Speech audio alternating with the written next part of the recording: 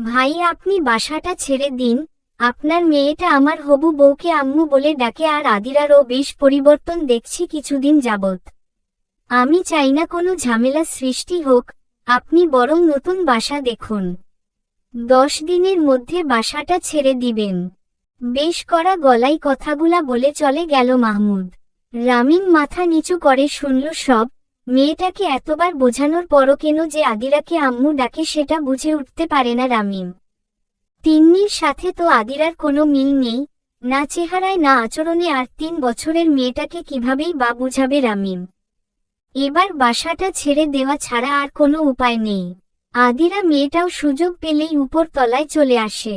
আনভিকে নিয়ে তার যত ব্যস্ততা, অথচ কিছুদিন বাদেই তার বিয়ে মাহমুদের সাথে। মাহমুদ এই বাসার মালিকের ছেলে, একমাত্র ছেলে। বাবার টাকায় ফুটানি করে বেশ ভালোই কাটছে তার। ভদ্র, সহজ সরল আর বেশ অমায়িক ছেলেটা।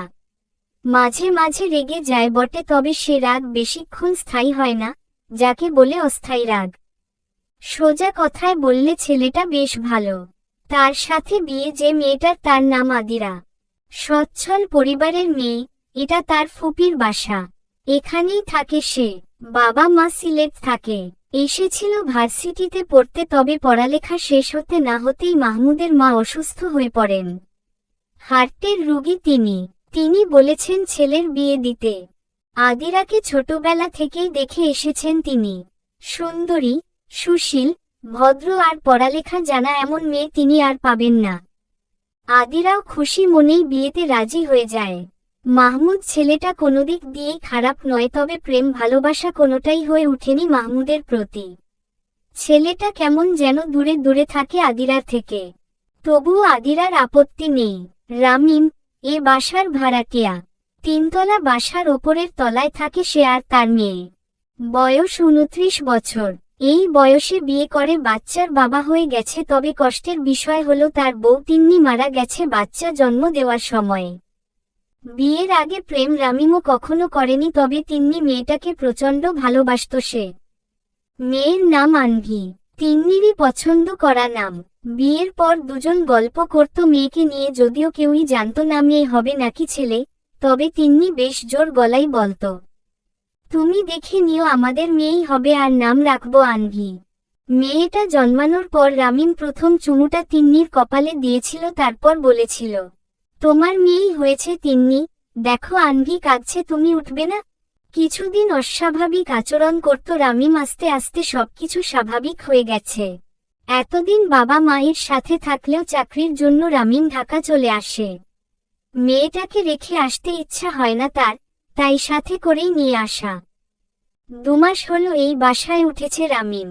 এই 2 মাসে পরিচয় হয়েছে অনেক মানুষের সাথে, তাদের মধ্যে একজন আদিরা। মেয়েটা আনভিকে দেখে দৌড়ে আসে, কোলে তুলে নেয় মেয়েটাকে। রামিম অবাক চোখে তাকিয়ে থাকে, কিছুক্ষণ একদৃষ্টে তাকিয়ে থাকায় চোখ ঝাপসা হয়ে আসে তার। আনভি মেয়েটাও সেদিন মা বলে ডেকে উঠে আদিরাকে। আদিরা এমন ভাবে চুমু খায় আনভিকে যেন তার নিজের সন্তান। তিন্নি থাকলেও হয়তো এভাবে আদর করত। এরপর থেকে প্রতিদিন আদিরার কাছে আনভিকে রেখে অফিসে যায় রামিম। বিকেলে অফিস থেকে রামিম ফিরলে আদিরার প্রধান কাজ হয় 2 কাপ কফি বানিয়ে আনভি সারাদিন কি করল সেগুলো বলা। আধো আধো কথা বলতে শেখা আনভির কথাগুলা যেন আদিরা মুখস্থ করে রাখে। কফির কাপে চুমুক দিয়ে রামিম দেখে মেয়েটাকে। ভালো লাগে মেয়েটাকে, প্রেমে পড়তে ইচ্ছা হয় রামিমের, তবে বিবাহিত পুরুষের প্রেমে পড়া বারণ। কথা শেষ হলে সারাদিনের বেতন হিসেবে একটা চকলেট নিয়ে বিদায় হয় আদিরা। আদিরার কাছে আনভিকে রেখে যেন নিশ্চিন্ত থাকে রামিম। ঢাকা শহরের বুয়ারা যেমন হয়, কে জানে কখন কি হয়ে যায়। হয়তো মেয়েটাকে বসিয়ে রেখে সে টিভি দেখতে ব্যস্ত হয়ে যাবে। ক্ষুধায় মেয়েটা চিৎকার করে কাঁদলে হয়তো কপট রাগ দেখিয়ে চড়থাপ্পড় মেরে বসবে। আদিরার কাছে যতক্ষণ থাকে মেয়েটা হাসি খুশিই থাকে, যেন নিজের মায়ের কাছেই আছে। ছুটির দিনগুলাতে আদিরা আর রামিমের মধ্যে প্রতিযোগিতা হয় আনভি কার কাছে যাবে। সব সময় আদিরাই জিতে যায়। রামিমের মাঝে মাঝে ইচ্ছা হয় আদিরাকে বিয়ে করতে, তবে সে উপায় নেই।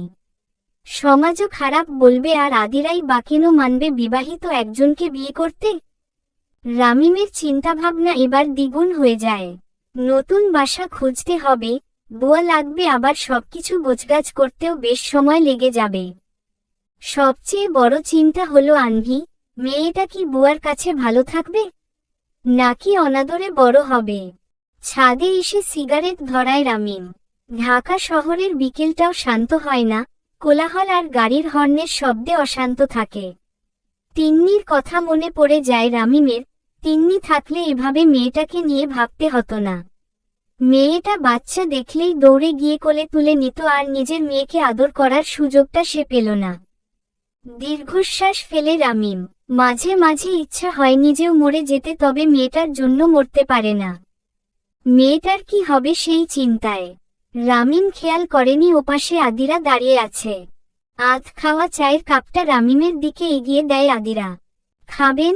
রামিম হঠাৎ আদিরাকে দেখায় কিছুটা ভয় পেয়ে যায়।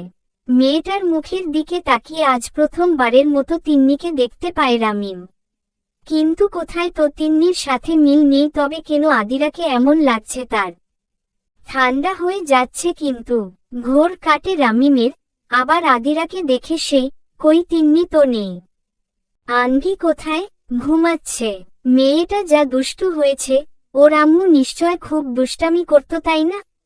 আপনি তো শান্তশিষ্ট, নিজেকে ব্যক্ত করেন না, মন খারাপ থাকলে ছাদে এসে সিগারেট টানেন। মেয়েটা আপনার মতো হয়নি। গলাটা ধরে যায় রামিমের। উত্তর দেয়, তিন্নির মতোই হয়েছে। আমিও সেটাই বলছিলাম। আপনাকে একটা সিক্রেট বলি? বলুন। আপনি সিগারেট খাওয়া না ছাড়লে আনভিকে আমি সিগারেট খাওয়া শিখাবো। আপনি কিভাবে শেখাবেন?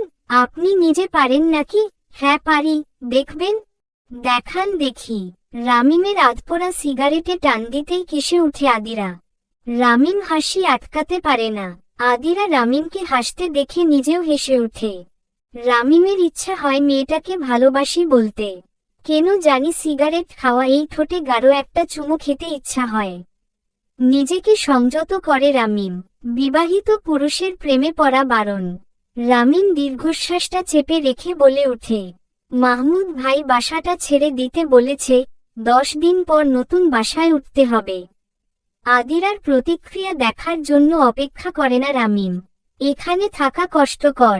মেয়েটার চোখ হয়তো পানিতে ছলছল করবে, রামিমের শ্বাস নেওয়া কষ্ট হয়ে যাবে।